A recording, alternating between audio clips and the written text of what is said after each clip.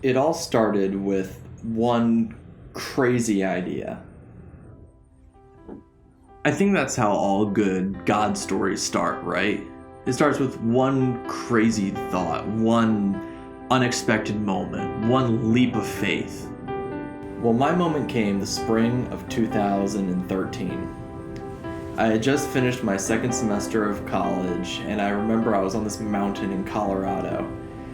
And as I was praying and reading the Word, I heard God speak to me, telling me to drop out of school and spend 3 months traveling the East Coast of the United States, preaching the gospel and using art to tell people about Jesus. This was the moment that changed everything. It was insane. It was unprecedented. It was the birth of Painting Freedom.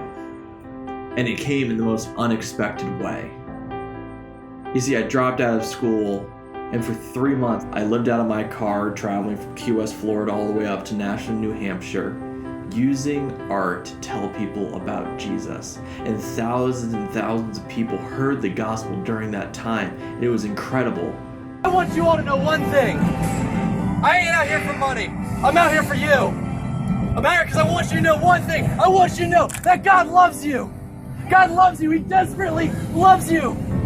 He loves you so much, and He changes lives. Then suddenly, September came, and this trip was over. And I was left with the question, what is Painting Freedom now? This question would kind of burn in my mind for the next 2 years. I did some random events at churches, some conferences here and there, but it seemed that the vision for what Painting Freedom could be was fading. That is until the spring of 2016, where as I sat on a bench in front of a bay in Maryland, I heard God say 3 very powerful words. Go all in. Those 3 words have completely shifted the entire trajectory of my life. You see, from that moment, I knew it was time to go all in, to go full time, to build a team of people that were focused on using art to reach others. As the team came together and we started brainstorming, thinking about what could God do with this ministry, we had no idea what the next 2 years would bring.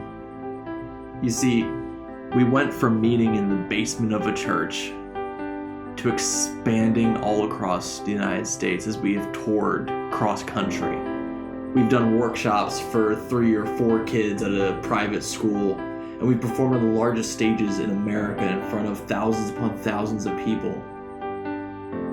We're seeing hundreds and hundreds of people come to Christ, experiencing newness of life. And we just get to have a small part in that. Sometimes it feels like I'm a long ways away from those days of driving through Florida in a truck looking for the next boardwalk to preach at. But then other days it doesn't seem like it's that distant. You see, the heart of what we do hasn't changed. Our heart is still just to tell people about Jesus, that people would know that there's a God who loves them, who cares for them, who died for them, who wants to have a relationship with them. It's all about Jesus. And art is just the tool to tell people about Him. The only question that's left is what's next?